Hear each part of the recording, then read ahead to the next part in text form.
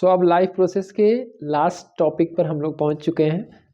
Excretion अब हम लोग को देखना है, excretion in human being and excretion in plants. सबसे पहले देखो एक्सक्रीशन में जो मेजर क्वेश्चंस पूछे गए हैं वो एक्सक्रेटरी सिस्टम के पार्ट्स और उनके फंक्शन से पूछे गए हैं। इसके अलावा किडनी का जो स्ट्रक्चरल और फंक्शनल यूनिट होता है वो नेफ्रॉन होता है, तो उसके पार्ट्स और पार्ट्स से रिलेटेड बहुत ही सिंपल क्वेश्चन पूछे गए हैं, बहुत डिटेल नहीं।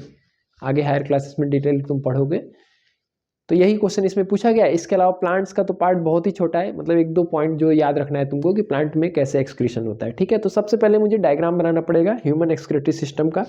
तो डायग्राम बहुत ही ईजी है, कोई बहुत दम नहीं है। तो किडनी जो होते हैं बीन शेप्ड स्ट्रक्चर होते हैं, ठीक है ना, बीन शेप्ड स्ट्रक्चर होते हैं।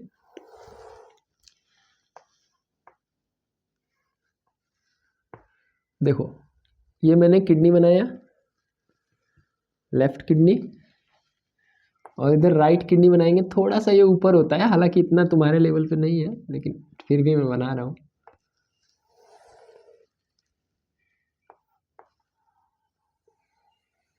ये ट्यूबुलर स्ट्रक्चर तुम देख रहे हो जो नीचे की तरफ पतला होके जा रहा है, ठीक है। ये यूरेटर्स कहलाते हैं, ये है यूरेटर्स। यूरेटर्स देखो है, यूटेरस मत लिख देना, यूरेटर्स है ये। और ये मेरा किडनी, दो किडनी है, तो right and left kidney, right kidney और लेफ्ट किडनी। राइट साइड वाला किडनी थोड़ा सा नीचे होता है, लेफ्ट साइड वाला ऊपर होता है, क्योंकि यहाँ लीवर होता है इसकी वजह से। और यहाँ पर यूरिनरी ब्लैडर है जिसमें कि यूरिन का टेम्पोररी स्टोरेज होता है, और नीचे ये यूरेथ्रा है। तो ये यूरिनरी ब्लैडर है, और ये जो पार्ट दिख रहे हो ये है यूरेथ्रा, ठीक है। और यहाँ पर एक स्पिंचर मसल होता है, इलास्टिक बैंड ऑफ मसल, जो कि टेम्पररी स्टोरेज के समय यूरिनरी ब्लैडर से पैसेज होने, यूरिन पास होने से रोकता है, ठीक है। किडनी के ऊपर ना एक ग्लैंड भी पाया जाता है, लेकिन ये ग्लैंड एंडोक्राइन सिस्टम का पार्ट है, एक्सक्रीशन में इसका कोई रोल नहीं होता है। मैं यहाँ बना दे रहा हूँ, लेकिन ये एक्सक्रेटरी सिस्टम का पार्ट नहीं है। इस ग्लैंड को हम लोग बोलते हैं एड्रीनल ग्लैंड, लेकिन इसका कोई भी रोल एक्सक्रीशन में नहीं है। ये एक हार्मोन सिक्रीट करता है एड्रेनलिन, तो एंडोक्राइन वाले पार्ट में मैं इसके बारे में आपको बताऊंगा। तो ये आपका ह्यूमन एक्सक्रेटरी सिस्टम के पार्ट्स हो गए। ऐसे भी क्वेश्चन पूछे गए हैं कि name the parts of human excretory system, तो बहुत आसान है आपके लिए, आप बता दीजिएगा। किडनी एक पेयर होते हैं जो बीन शेप्ड स्ट्रक्चर होते हैं, ठीक है। उसके बाद से एक पेयर यूरेटर्स होते हैं जो स्लेंडर ट्यूब्यूल्स होते हैं, पतले ट्यूब होते हैं जो किडनी से निकल करके यूरिनरी ब्लैडर में जाते हैं। एक यूरिनरी ब्लैडर होता है और एक यूरेथ्रा होता है, ठीक है। अगर हम लोग से पूछा जाए सबका फंक्शन बताओ क्या क्या है, तो बहुत ही आसान है। किडनी का फंक्शन तो नेफ्रॉन से हम समझेंगे। हाँ, किडनी में लिख सकता हूँ कि फिल्ट्रेशन ऑफ यूरिन, किडनी का फंक्शन हम लिख सकते हैं filtration of urine, filtration of urine from blood, या फिल्ट्रेशन ऑफ नाइट्रोजनस वेस्ट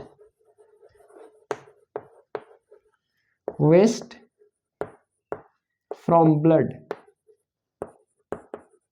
और लोअर लेवल पे हम लोग इसी को बोल देते हैं फॉर्मेशन ऑफ यूरिन भी बोल देते हैं, ठीक है ना, फॉर्मेशन ऑफ यूरिन भी बोल देते हैं। हालांकि यूरिन का जो मेन जो केमिकल रिएक्शन है जिससे कि एक्सेस नाइट्रोजनस वेस्ट को यूरिया में कन्वर्ट किया जाता है वो लीवर में होता है, लेकिन वो नाइट्रोजनस वेस्ट यूरिया में कन्वर्ट होकर के ब्लड के साथ मूव करता है, वो ब्लड पहुंचता है किडनी में, तब जाकर के वो फिल्टर आउट होता है। जो नाइट्रोजनस वेस्ट ब्लड में है वो फिल्टर आउट होता है किडनी में।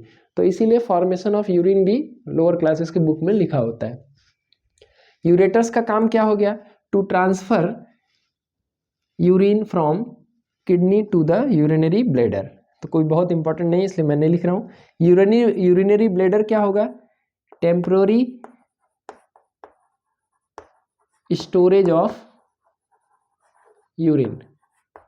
टेम्पररी इसलिए बोल रहे हैं ना क्योंकि ऐसा तो है नहीं कि यूरिन परमानेंटली यूरिनरी ब्लैडर में रहेगा। कुछ समय बाद जब यूरिनरी ब्लैडर के लिमिट के बराबर लगभग यूरिन उसमें इकट्ठा हो जाता है तो ये नर्वस सिस्टम से जुड़ा होता है, यानी यहाँ नर्व्स होते हैं जिसका सेंसेशन ब्रेन से जुड़ा होता है। तो ब्रेन से कमांड जनरेट होता है और फिर we feel urge to urinate, हमें जो है यूरिनेशन करने का फीलिंग आता है जिसकी वजह से हम लोग यूरिनेट करते हैं, ठीक है। और ये यूरेथ्रा का काम क्या है ये पूछा गया फंक्शन, तो to pass out the urine. Urine को बाहर पास करने में ये एक ट्यूबुलर स्ट्रक्चर होता है जिसका काम होता है यूरिनरी ब्लैडर से यूरिन को बाहर पास करना। ठीक है, अब किडनी के बारे में थोड़ा डिटेल में जान लें कि किडनी का जो स्ट्रक्चरल एंड फंक्शनल यूनिट होता है वो होता है nephron. Nephrons are the structural and functional units of kidney. Structural and functional units of kidney.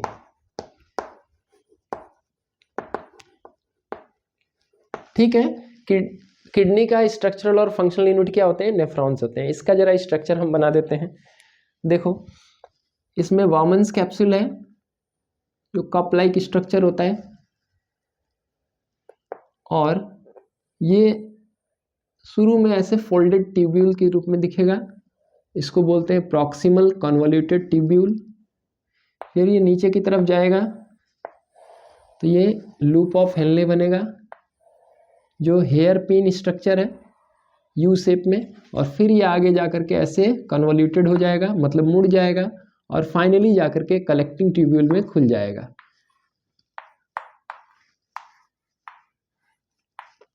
ऐसे बहुत सारे नेफ्रॉन है ना, कोई एक नेफ्रॉन तो है नहीं, तो एक नेफ्रॉन का स्ट्रक्चर यहाँ पे दिखाया गया है।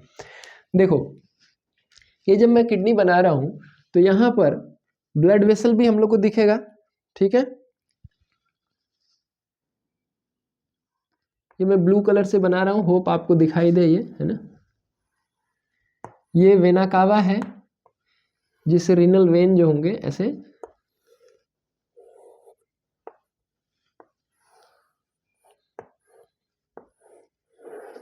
नीचे की तरफ जाएगा, इसलिए ऐसा दिख रहा है दोनों पार्ट में, है ना। और ये हमारा डॉर्सल ऑर्टा का ब्रांच है जिससे रीनल आर्टरी निकलेगा जो दोनों किडनी को जाएगा। ये भी उसी तरह से ऐसे हम लोग डिवाइड कर लेंगे इसको भी।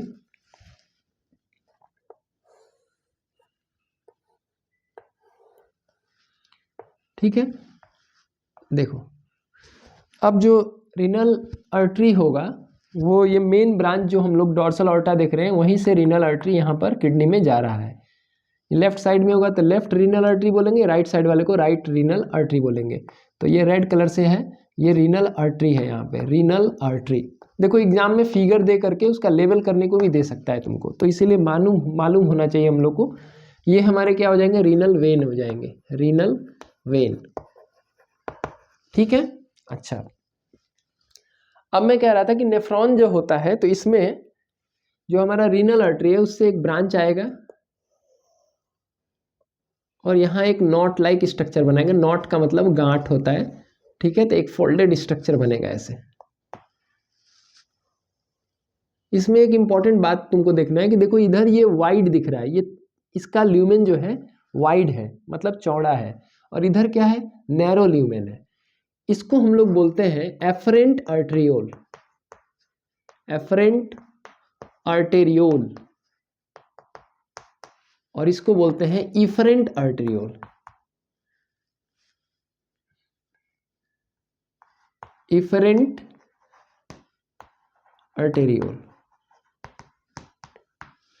ठीक है ना। तो जो एफरेंट और इफरेंट आर्टेरियोल का जो ल्यूमेन है उसमें जो डिफरेंस है, इसकी वजह से एक ट्रिमेंडस प्रेशर क्रिएट होता है। मान लो कि इधर से एक पाइप है जिसमें ज़्यादा वाटर फ्लो कर रहा है और इधर एक पतला सा पाइप है जिसमें ज़्यादा वाटर नहीं फ्लो करेगा, तो जाहिर सी बात है कि जहाँ वो दोनों मिलेंगे वहाँ एक हाई प्रेशर क्रिएट होगा। ठीक वैसा ही हाई प्रेशर यहाँ क्रिएट होता है। इस स्ट्रक्चर को हम लोग बोलते हैं ग्लोमेरुलस, ग्लोमेरुलस। और ये जो कप लाइक स्ट्रक्चर है इसको बोलते हैं वॉमन्स कैप्सूल। ठीक है, यहाँ दोनों के ल्यूमेन में डिफरेंस होने की वजह से एक हाई प्रेशर क्रिएट होता है, और इस हाई प्रेशर की वजह से जो ब्लड में नाइट्रोजनस वेस्ट है वो चला आता है किसमें? वॉमन्स कैप्सूल में फिल्टर होकर के। लेकिन ये ध्यान रखना है यहाँ यूरिन नहीं बनेगा, क्योंकि यहाँ जो सबस्टेंस निकल के आ रहा है उसको हम लोग बोलते हैं, जो यहाँ सबस्टेंस फिल्टर होकर के आ रहा है, इस सबस्टेंस को हम लोग बोलते हैं नेफ्रिक फिल्ट्रेट। नेफ्रिक फिल्ट्रेट या इसी को ग्लोमेरुलर फिल्ट्रेट भी बोला जाता है, क्योंकि इसमें यूरिन के साथ साथ कुछ यूजफुल सब्सटेंस भी होता है जो हाई प्रेशर की वजह से छन करके बॉमन्स कैप्सूल में आ जाता है। अब एक चीज़ यहाँ से पूछा जाता है कि कौन कौन से ऐसे सब्सटेंस हैं जो यूजफुल होते हुए भी यहाँ फिल्टर आउट हो जाते हैं। तो मैं यहाँ लिख देता हूँ कौन सा सब्सटेंस है नेफ्रिक फिल्ट्रेट में। देखो मैं यहीं लिख दे रहा हूँ, इसमें एक तो नाइट्रोजनस वेस्ट है जो कि इलिमिनेट होना है, लेकिन कुछ यूजफुल सब्सटेंस है। क्या क्या है ये याद रख लेना भाई। एक वाटर है, दूसरा ग्लूकोज है, तीसरा एमिनो एसिड्स है और चौथा सॉल्ट्स है। ये कुछ यूजफुल सब्सटेंस हैं जो हाई प्रेशर की वजह से फिल्टर हो गए हैं, जिनको वापस ब्लड में जाना होगा, है ना। ये मैंने पूरा स्ट्रक्चर नहीं बनाया क्योंकि ये फिगर गंदा हो जाएगा, लेकिन ये बुक में देखोगे तो यहाँ पर ऐसे ऐसे उलझा रहता है ये पूरा, ठीक है। यानी कि ये ब्रांच यहाँ पे कहाँ जाएगा, नीचे ही जाएगा, ऐसे ऐसे ऐसे ऐसे उलझा रहेगा पूरा ये, ठीक है ना।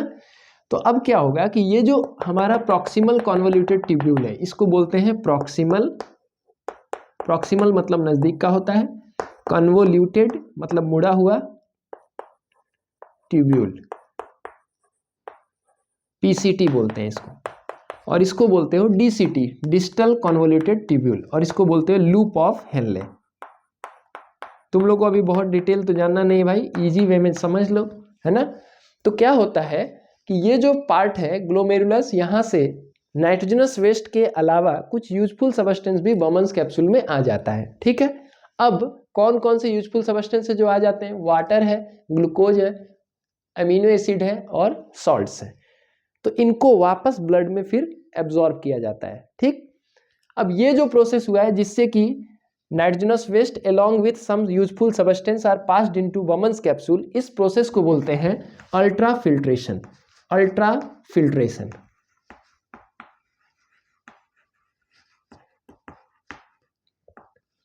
ठीक है। क्या आपने कभी सोचा है कि हमारा किडनी एक दिन में कितना फिल्ट्रेशन करता है? कभी सोचा आपने? 180 लीटर, 180 लीटर सबस्टेंस का फिल्ट्रेशन करता है किडनी। लेकिन क्या हम लोग यूरिन उतना पास करते हैं? 180 लीटर का यूरिन हम लोग पास करेंगे तो शायद हमको आना जाना पड़ेगा केवल, है ना। पॉसिबल नहीं है कि आप बैठ पाओ। किडनी 180 लीटर यूरिन पास करता है, sorry, kidney 180 litre urine filter करता है। यूरिन भी मत कहो, नेफ्रिक फिल्ट्रेट कहो, ठीक है। मैं ये कह रहा था कि देखो क्या आपने सोचा कभी कि किडनी कितना फिल्ट्रेशन करता है? तो आंसर है 180 लीटर, ठीक है। लेकिन क्या उतना यूरिन पास होता है? नहीं होता है। यूरिन कितना पास होता है एक दिन में? मैक्सिमम 2 लीटर, यानी 180 लीटर यहां से आएगा सबस्टेंस बॉमन्स कैप्सूल में, लेकिन यूरिन कितना पास होगा? 1 से 2 लीटर। इसका मतलब ज्यादातर चीज क्या होता है, वापस फिर से एब्जॉर्ब हो जाता है। उस प्रोसेस को हम लोग क्या बोलते हैं? Selective reabsorption.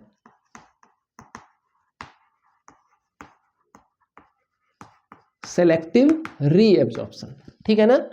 और सेलेक्टिव रीअब्जॉर्प्शन किन किन चीजों का होता है? यही चीजों का होता है, ये चीजों का सेलेक्टिव रीअब्जॉर्प्शन होता है। कहां पर होता है? जो कन्वोल्यूटेड पार्ट है, यानी पीसीटी और डीसीटी में होता है। इसके अलावा भी एक स्टेप होता है ट्यूबुलर सिक्रेशन। कुछ ऐसे चीज होते हैं जो यहाँ से फिल्टर होकर के इसमें नहीं आ पाते हैं, तो ब्लड से डायरेक्टली इसमें डाल दिया जाता है, जिससे कि वो हार्मफुल होने की वजह से बॉडी से बाहर निकल जाए, ठीक है। तो इस तरह से हम देख रहे हैं कि ये फिगर अगर लेवल करने को आ जाए, इसका पार्ट का फंक्शन पूछा जाए तो भी हम बता सकते हैं। अब इतना करने के बाद आप एक चीज तो बता ही सकते हैं मुझे कि एक्सक्रीशन का डिफिनीशन क्या होगा। What is excretion? तो excretion is a biological process of removal of harmful waste from the body. जो भी ऐसे सब्सटेंस है जो बॉडी के लिए हार्मफुल है, उन चीजों को बायोलॉजिकल मेथड से रिमूव करने का जो प्रोसेस है बॉडी में, उसी को क्या बोला जाता है? एक्सक्रीशन बोला जाता है, ठीक है। अच्छा, अब जो है एक और इंपॉर्टेंट बात आता है कि कितना वाटर रिमूव होगा यूरिन में, ये किन चीजों पर डिपेंड करता है। On what factor the amount of water eliminated with the urine depends। तो इट डिपेंड्स अपॉन 2 थिंग्स। कौन कौन सा चीज पे डिपेंड करेगा? सबसे पहली बात ये डिपेंड करेगा, हाँ मैं लिखूं, दो चीज पर है। वाटर का amount, amount of water removed with urine, पानी जो यूरिन के साथ बाहर निकल रहा है विथ यूरिन। यूरिन में क्या है? यूरिया डिजॉल्व है वाटर में, मेन वेस्ट ह्यूमन बॉडी में यूरिया ही होता है। तो उसके साथ कितना वाटर रिमूव होगा, यानी डाइल्यूट यूरिन पास होगा कि कंसंट्रेटेड यूरिन पास होगा, ये कौन कौन सी बात पे डिपेंड करता है? क्वेश्चन पूछा गया है। क्वेश्चन में अगर एग्जैक्टली कहें तो क्वेश्चन में पढ़ भी सकता हूँ। हाँ क्वेश्चन है, देखिए क्वेश्चन है, name the substance other than water that are reabsorb during urine formation. तो रीअब्जॉर्ब होने वाले सबस्टेंस ये हैं। और पूछा गया है name what are the two parameter that decide the amount of water that is reabsorb in the kidney. Kidney में वापस कितने वाटर रीअब्जॉर्ब हो जाएगा, ये किन किन बातों पे डिपेंड करेगा? तो दो बात पे डिपेंड करेगा कि how much water is available.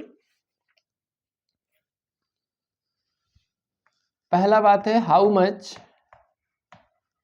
Excess water is in the body, body में कितना एक्स्ट्रा वाटर है या जितना नीड से ज्यादा पानी है। दूसरा how much waste is to be removed,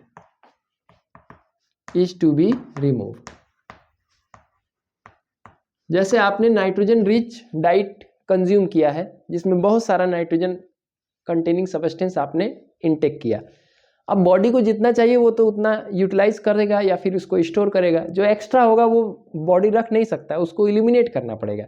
तो अगर नाइट्रोजनस वेस्ट ज़्यादा एक्यूमुलेट हो जाएगा तो उसको रिमूव करने के लिए ज़्यादा वाटर भी रिमूव करना पड़ेगा, क्योंकि नाइट्रोजनस वेस्ट वाटर में ही डिजॉल्व होकर के बाहर निकलता है। तो दोनों बात है कि वाटर कितना है एक्स्ट्रा बॉडी में, जितना हमको नीड है वाटर की बॉडी में उससे ज़्यादा कितना है, पहला बात इस पर डिपेंड करेगा। अगर बहुत ज़्यादा है पानी तो उसको रिमूव किया जाएगा यूरिन के थ्रू। दूसरी बात है कि वेस्ट कितना है बॉडी में, नाइट्रोजनस वेस्ट का क्वांटिटी बढ़ेगा अगर हमारे ब्लड में तो वाटर भी उसी के अकॉर्डिंग हमारे बॉडी में बाहर एलिमिनेट होगा, क्योंकि नाइट्रोजनस वेस्ट डिजॉल्व होता है वाटर में तभी जाकर के यूरिन के साथ वो पास होता है। ठीक है, तो ये दोनों फैक्टर पर डिपेंड करता है कि अमाउंट ऑफ यूरिन कितना पास होगा। देखो ये जो स्ट्रक्चर है मैंने लेवल नहीं किया है, इसको कलेक्टिंग ट्यूब्यूल बोलते हैं। और इसका काम क्या है? कलेक्टिंग ट्यूब्यूल का काम होता है वाटर रीएब्जॉर्प्शन, यहाँ पर वाटर एब्जॉर्ब होता है, यानी कि जो भी यूरिन यहाँ पे जो यूरिन कहें या नेफ्रिक फिल्ट्रेट करें, फाइनली यहाँ जब पहुँचेगा तो उसमें से वाटर एब्जॉर्ब हो जाएगा। और ये कंट्रोल होता है पिट्यूटरी ग्लैंड के हार्मोन से, एडीएच एंटी डाययूरेटिक हार्मोन, जो कंट्रोल करता है amount of water in the urine.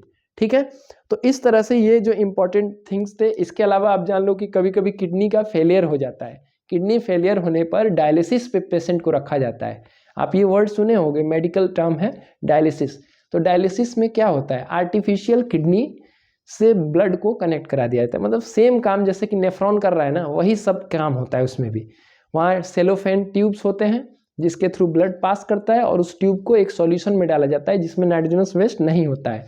अब ब्लड में आपका नाइट्रोजनस वेस्ट रहेगा तो उसका कॉन्सेंट्रेशन वहाँ हाई है और उस सॉल्यूशन में नहीं है तो वो पास आउट हो जाएगा। ठीक है, ये आपको फिगर बना करके बुक्स में मिल जाता है, आप उसको पढ़ लीजिएगा। डायलिसिस एक छोटा सा वर्ड है जो आपको याद रखना है। ठीक है, इसके अलावा आपने एक्सक्रीशन जान ही लिया, एक्सक्रीशन का क्या है फंक्शन आपने जान लिया। ग्लोमेरुलस का फंक्शन पूछा जाएगा तो आप बता देना ultrafiltration. Bowman's capsule to collect the nephric filtrate, PCT and DCT to selective reabsorption बता देना। Collecting tubule water reabsorption, water reabsorption इसका फंक्शन हो जाएगा। ठीक है, तो इस तरह से आप जान लो कि ये हमारा ह्यूमन एक्सक्रीटरी सिस्टम का डिस्क्रिप्शन हो गया जिसमें सभी इंपॉर्टेंट टॉपिक आपको मैंने कवर करा दिया। ठीक है ना, अब इसमें हम लोग प्लांट का भी जान लें, थोड़ा सा है, कोई ज़्यादा चीज़ नहीं है। प्लांट में एक्सक्रीशन कैसे होता है मुझे थोड़ा सा मिटाना होगा, उसके बाद आपको मैं बता दूंगा, कोई उसमें बहुत दिक्कत नहीं है। तो मैं इसको मिटा देता हूँ। प्लांट में जो मेन एक्सक्रीटरी सबस्टेंस है वो एक्सेस ऑफ वाटर है, एक्सेस ऑफ CO2 है, मेन चीज़ तो यही हुआ ना। तो प्लांट में देखो, प्लांट में एक्सक्रीशन की बात अगर हम करें, एक्सक्रीशन की बात कर रहा हूं मैं, तो देखो एक्सेस वाटर जो है, excess water is removed by transpiration. पहले मैं बता चुका हूं इसके बारे में आपको, एक्सेस वाटर ट्रांसपिरेशन से रिमूव होगा। दूसरा, CO2 इसमें वेस्ट तो जनरली नहीं होता है, क्योंकि आपको मालूम है कि CO2 फोटोसिंथेसिस प्रोसेस में एक रॉ मटेरियल होता है, ठीक है। तो जाहिर सी बात है कि उसको हम वेस्ट ना कंसीडर करें। Waste produced in biochemical process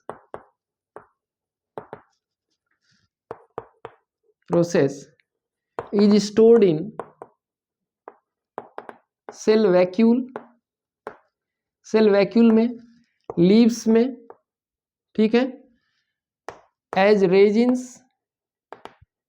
and gums in xylems, in dead cells, ठीक है ना। जो बायोकेमिकल रिएक्शंस होंगे प्लांट के बॉडी में, उससे भी बहुत सारा वेस्ट जनरेट होगा। वेस्ट कहने का मतलब ये कचरा जैसा मत समझना, जो भी ऐसा मॉलिक्यूल जो कि बॉडी के लिए यूजफुल नहीं है या एक्सेस में है, बॉडी के जितनी जरूरत है उससे ज़्यादा है, वो सब वेस्ट माना जाता है। तो उन चीज़ों को प्लांट जो है सेल वैक्यूल में स्टोर कर देगा, लीव्स में स्टोर हो जाएगा। लीफ पता ही है कि लीफ टूट करके गिर जाएगा तो वो सबस्टेंस भी रिमूव हो जाएगा। रेजिन और गम के फॉर्म में जाइलम में इकट्ठा रहता है। ह्यूमन बींग के लिए तो ये यूजफुल है, लेकिन प्लांट के लिए क्या होता है, यूजलेस होता है वो, और डेड सेल्स में हो जाते हैं, ठीक। इसके अलावा waste materials are directly passed into the soil, into the soil. तो ये मैकेनिज्म जो है प्लांट में जनरली यूज होता है। तो इनका मैकेनिज्म काफ़ी सिंपल है, वहाँ कोई किडनी जैसा कोई स्ट्रक्चर नहीं है। ह्यूमन बींग वाला पार्ट ही ज़्यादा इंपॉर्टेंट होगा एग्जाम पॉइंट ऑफ व्यू से भी। हाँ, जनरल नॉलेज के लिए और MCQ वगैरह क्वेश्चंस के लिए आपको उन चीज़ों को भी याद रखना है, ठीक है। तो आई होप जो है ये पार्ट आपको अच्छे से समझ में आएगा। डायग्राम बना लेना, क्योंकि एग्जाम में डायग्राम बनाने को भी आया हुआ है। हर एक चैप्टर से जो इंपॉर्टेंट डायग्राम है ना, वो बिल्कुल बना लेना चाहिए, क्योंकि वो पूछा जाता है, ठीक है ना कोई तो आएगा ही डायग्राम। तो क्यों ना हम सभी डायग्राम को प्रैक्टिस करें अच्छे से, अभी भी तो टाइम है, बना सकते हैं हम लोग, ठीक है ना। Okay, thank you.